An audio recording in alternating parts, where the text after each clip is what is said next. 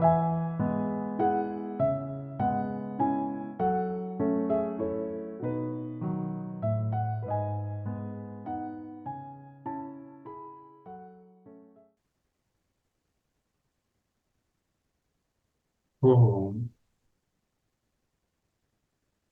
वंदे कृष्णम जगद्गुरुम। वंदे कृष्णम जगद्गुरुम। वंदे कृष्णम जगद्गुरुम।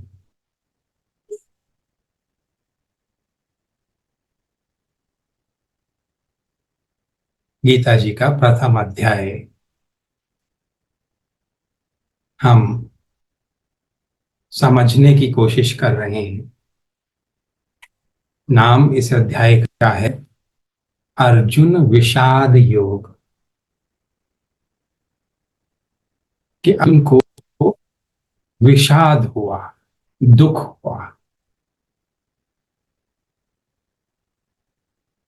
अब वो दुख को योग में कैसे कन्वर्ट करना है, उसको अपनी आध्यात्मिक उन्नति के लिए कैसे इस्तेमाल करना है, ये श्री कृष्ण का काम है।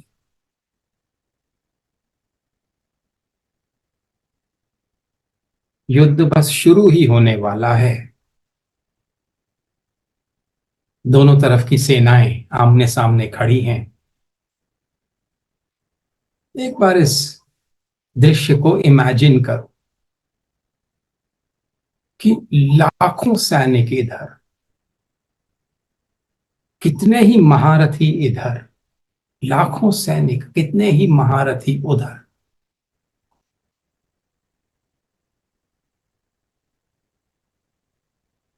और जैसा हम समझते हैं कि एक तरफ धर्म है, दूसरी तरफ अधर्म है, और भगवान ने धर्म का पक्ष लेने का फैसला किया। नारायणी सेना तुम ले जाओ। अर्जुन ने भगवान को मांगा है। अभी कुछ ही दिन पहले अकेले अर्जुन ने विराट युद्ध में ये सारे महारथियों को हरा दिया था, अकेले ने। भीष्म भी थे, द्रोण, कृपाचार्य, अश्वत्थामा, कर्ण, दुर्योधन, दुशासन, सबके सब सामने खड़े थे। वो अकेला था। वो महावीर है। द्रोण और भीष्म बार बार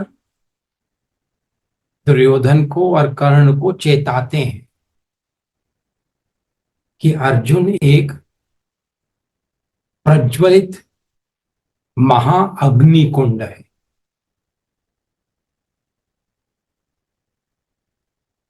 महावीर है। तुम उसके सामने टिक नहीं पाओगे। वो अर्जुन की वीरता को जानते हैं, अर्जुन की निर्भयता को जानते। वो किसी से डरने वाला नहीं है। अर्जुन की मनस्थिति क्या है युद्ध से पहले, कि हमारे साथ धोखा हुआ है। द्रौपदी का वस्त्र हरण करने की कोशिश करी इन्होंने। धोखे से हमें जुए में हराया, और फिर ये 13 वर्ष का वनवास, और अब ये हमारा राज्य नहीं दे रहे। आप देखो, ये सारी बात किसी के भी मन में चल रही हो, ये कोई पारमार्थिक बात नहीं है। आप सोचो कि सुखदेव जी क्या इस तरह से सोच सकते हैं? जीत हार, लाभ हानि, राज्य छीन लिया, धोखा दिया, रमणा, रामकृष्ण नहीं।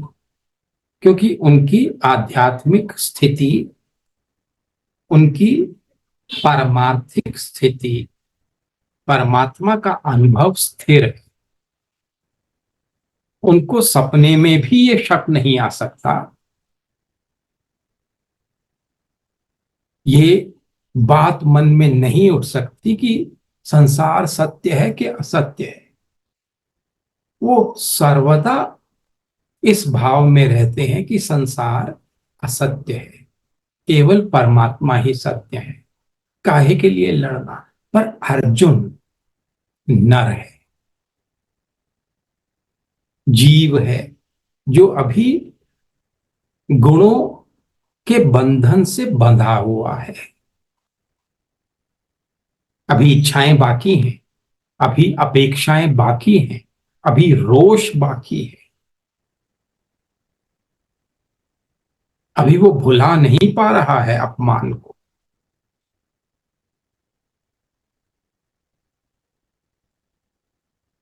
जड़ भरत जी को अपमान लग ही नहीं सकता। वो और मैं और सब कुछ परमात्मा है। भगवान शंकराचार्य एकत्व में स्थित हैं, अर्जुन नहीं है।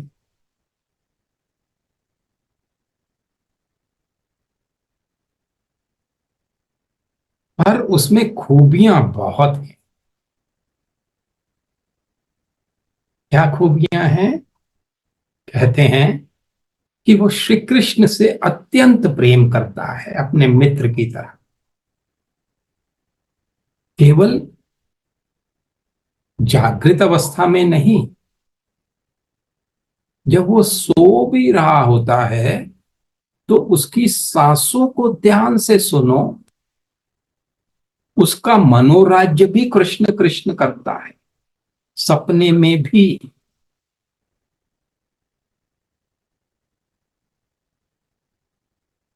और अर्जुन की क्या खासियत?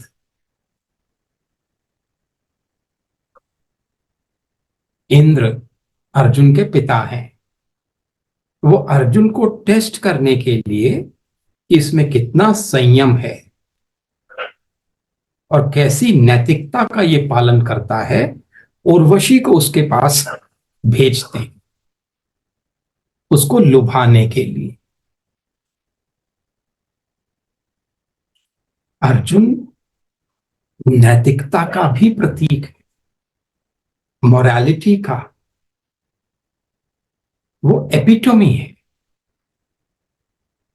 उर्वशी को हाथ जोड़कर खड़े हो जाते हैं और कहते हैं, मां,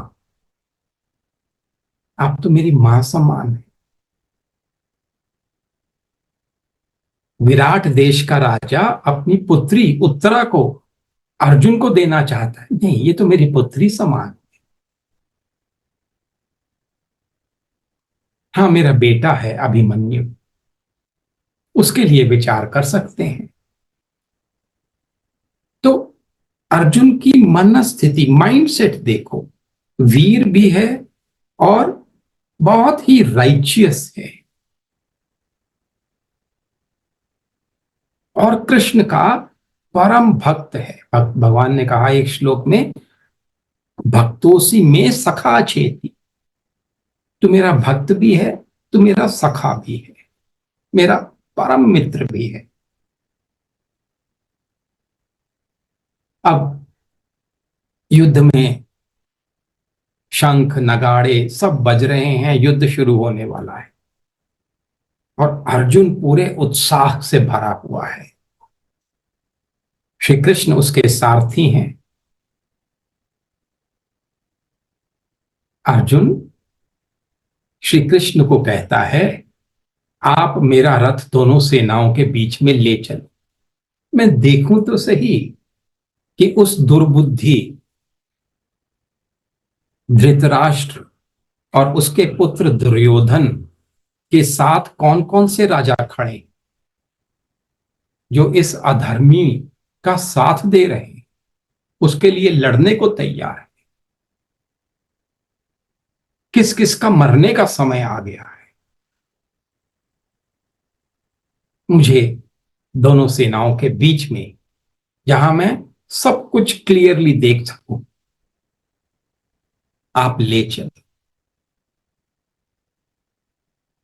अब यहां तक तो ठीक था,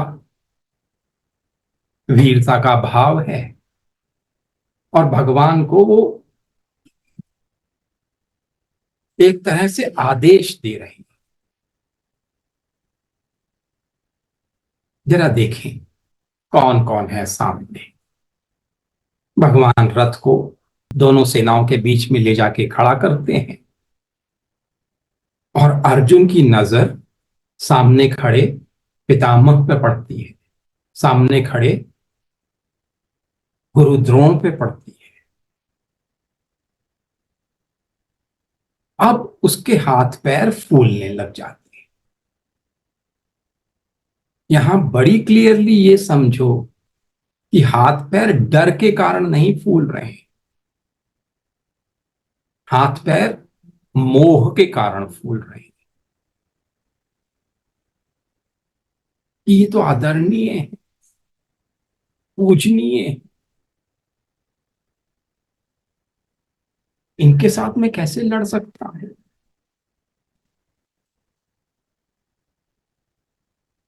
इनकी तो चरण रज माथे पे रखना मेरे लिए सौभाग्य की बात है।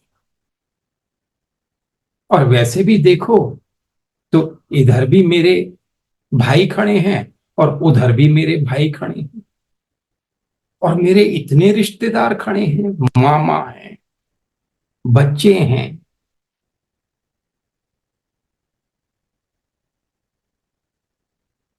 सब मेरे अपने खड़े हैं, और मैं इस युद्ध में आगे बढ़ रहा हूं इन लोगों को मारने के लिए। इन लोगों को मारने के बाद क्या मैं ये राज्य लेना भी चाहूंगा? नहीं, मैं नहीं लेना चाहूंगा।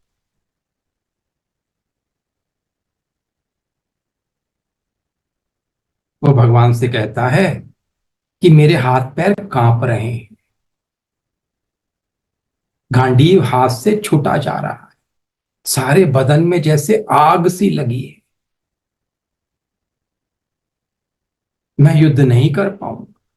फिर वो अपने अनाप शनाप बेतुके आर्गुमेंट्स देता है, और अंत में रथ पर बैठ जाता है। आखिरी श्लोक आता है कि वो रथ पे बैठ जाता है कि मैं नहीं लड़ पाऊंगा,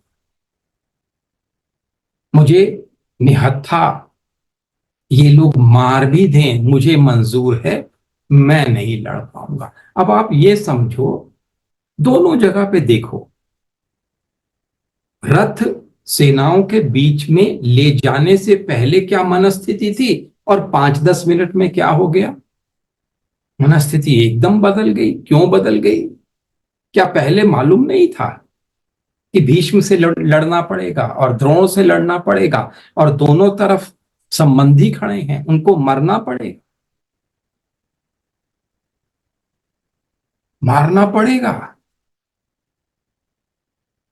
क्या 5 मिनट पहले ये पता नहीं था? पता था। आपने भी अपने जीवन में बहुत बार देखा होगा कि जब परिस्थिति सामने पड़ती है ना, जब आपको फेस करना पड़ता है, तब मन को शांत रख पाना,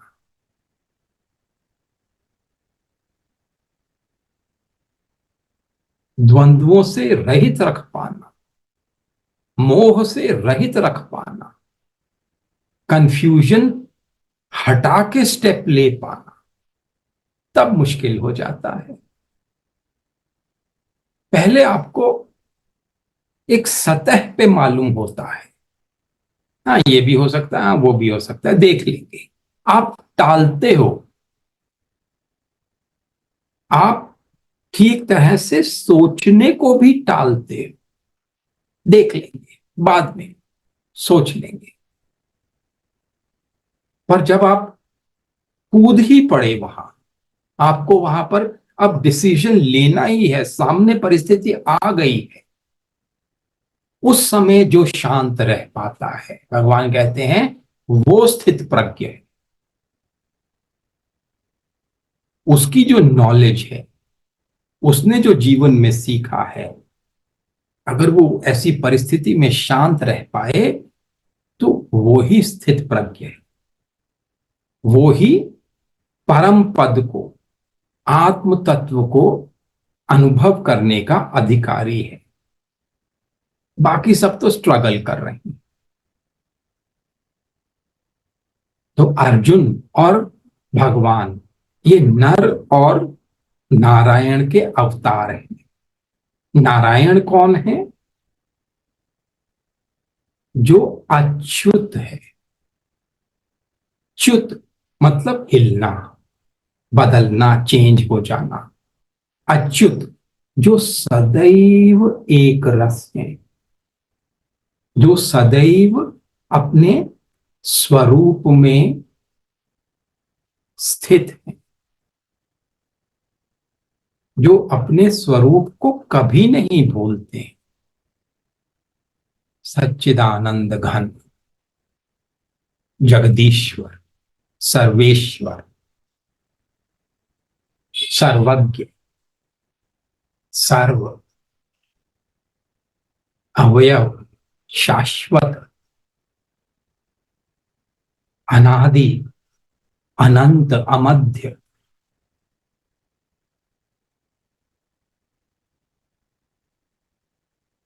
पूरे ब्रह्मांड की उत्पत्ति जहां से होती है, वो ये कभी नहीं भूलते हैं। वो नारायण है।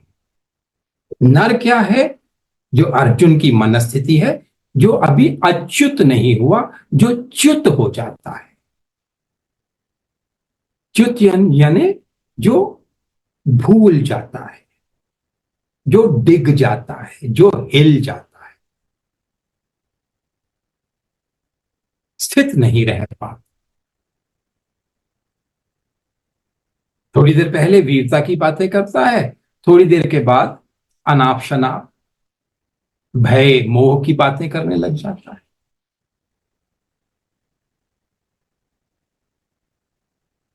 रात को सोते समय कृष्ण कृष्ण की आवाज तो आती है, पर अभी 100% पूरा का पूरा मन कृष्णमय नहीं हुआ है। यहां पर भी च्युत करता है, भूल जाता है, हिल जाता है। साधक की यह मुश्किल रहती है कि उसकी दो दुनियाएं अलग चल रही होती है, अलग अलग। एक स्पिरिचुअल दुनिया होती है जिसमें वो भगवत भक्ति, भगवत ज्ञान, विज्ञान, वैराग्य को अपने जीवन में उतारने के ऊपर मनन कर रहा होता है। और दूसरा होता है उसकी जो रोजमर्रा की जिंदगी है। मुझे यहां यहां पहुंचना है, ये मेरे जीवन के गोल हैं, ये एम्बिशंस हैं, इतना धन कमाना है, बच्चों को यहां पढ़ाना है, वाइफ के लिए, पेरेंट्स के लिए ये करना है। ये मुश्किलें आ सकती हैं, उनको मैं ऐसे ओवरकम करूंगा। यहां पर आपके अहम का, आपकी इच्छाओं का, आपके राग द्वेष का, आपकी सांसारिक धारणाओं, मान्यताओं का बहुत महत्व होता है।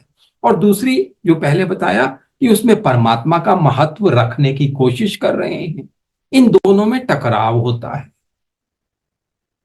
आप स्वरूप में जाना चाहते हैं, पर आपका स्वभाव आपको पीछे खींचता है।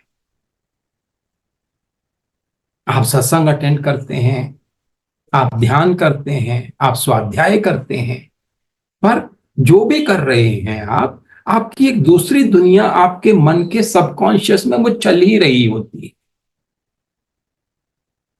जिसका महत्व आपकी इस आध्यात्मिक समझ, आध्यात्मिक अनुभव, आध्यात्मिक उन्नति से कहीं ज्यादा होता है। संसार का महत्व बहुत ज्यादा है मन में, हाँ परमात्मा का भी है। हाँ ठीक है, वो मिल जाएंगे। ठीक है, थोड़ी साधना करनी है। ठीक है, रोज का 15 मिनट आधा घंटा ध्यान करना है।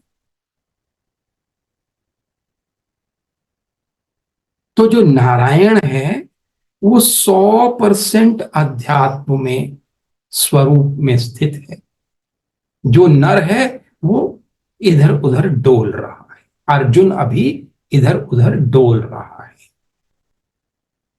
उसमें जो एक बेसिक प्री रेक्विजिट्स होते हैं साधक के, वो सब है। नैतिकता है, वीरता है, निर्भय वो है,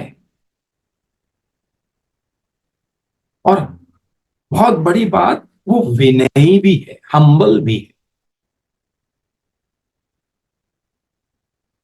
सब कुछ है, पर ही पूरी तरह से ये क्लैरिटी नहीं है कि जीवन का एकमात्र लक्ष्य अपने स्वरूप में स्थित होना है। अभी तो राज्य प्राप्त करने का भी महत्व, अभी तो बंधु बांधवों को खुश रखने का भी महत्व है, अभी तो द्रौपदी का जो अपमान हुआ है उसका बदला लेने का भी महत्व है। तो ये दो दुनिया उसकी साथ साथ चल रही हैं, इसलिए उसको मोह होता है। नहीं तो मोह क्यों होगा? श्री कृष्ण को तो मोह नहीं हो रहा है। बाद में अभिमन्यु की मृत्यु होती है, वो श्री कृष्ण का भांजा भी तो है, पर वो अपने स्वरूप से नहीं डिगते हैं। अर्जुन डिगता है, वो रोता है, वो कलपता है। घटोत्कच की मृत्यु होती है, भीम हिलते हैं, श्री कृष्ण नहीं हिलते हैं। तो नर और नारायण, ये जो जीवन की जर्नी है ना, ये नर से नारायण की तरफ जाने की है।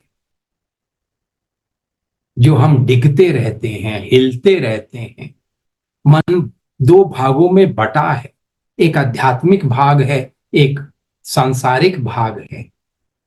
उस सारे मन को समेट कर पूरी तरह परमात्मा के स्वरूप में, परमात्मा के चरणों में, भक्ति में संलग्न होना।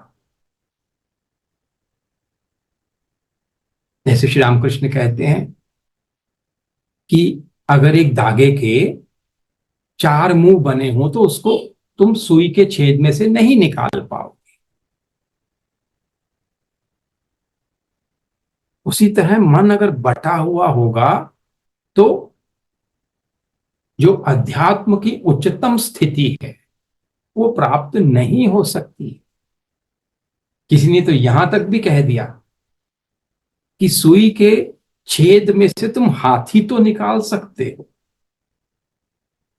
शायद ये संभव हो, पर एक बटे हुए मन से परमात्मा को प्राप्त करना वो नहीं हो पाएगा। अपने स्वरूप में स्थित हो जाना वो नहीं हो पाएगा।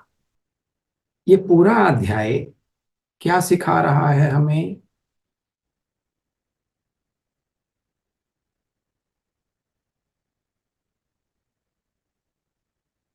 ये जीवन, हर कर्म, हर परिस्थिति साधनामय बनानी। मन को बटा बटा नहीं रखना है। ये भी चाहिए, वो भी चाहिए, और भगवान भी चाहिए। ये सब भी हो जाए और ब्लिसफुल अवेयरनेस में स्थिति भी हो जाए। कंडीशनिंग्स रखते हुए हमें शांति मिल जाए। इच्छा द्वेष को पकड़े हुए मन आनंद में स्थित हो जाए, ऐसा नहीं होता है।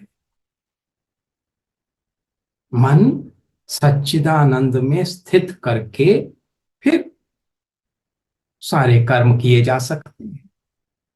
I=C में स्थित रहकर फिर सारे कर्म किए जा सकते हैं। जॉय अवेयरनेस लव में स्थित रहकर, स्थित होने के लिए नहीं, कि ये कर्म करेंगे और ये प्राप्त करेंगे तब कहीं जाके हमें जॉय अवेयरनेस लव मिलेगा। नहीं, जॉय अवेयरनेस लव में स्थित रहकर सारे कर्म करने हैं।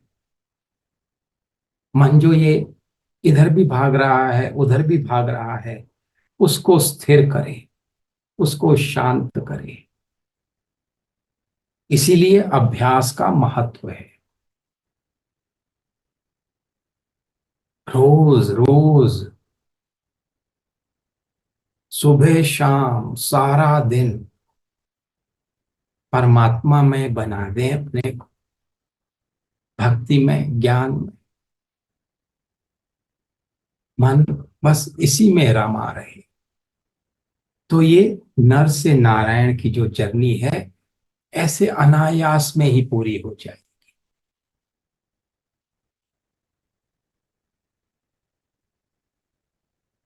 जो नारायण का स्वरूप है उसमें विलय हो जाएगा। जितना जुनून होगा उतनी जल्दी मिलेगा।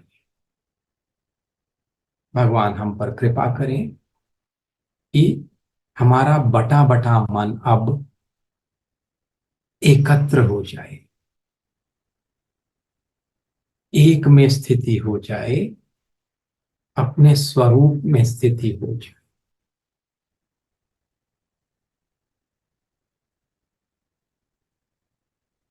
ओम श्री कृष्णार्पणमस्तु।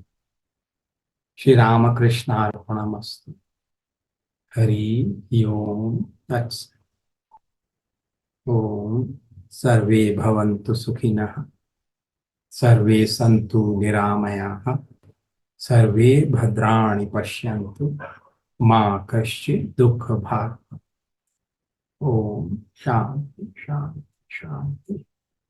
हरि ओम तत्सत्। Thank you so much. Thank you. Bless you.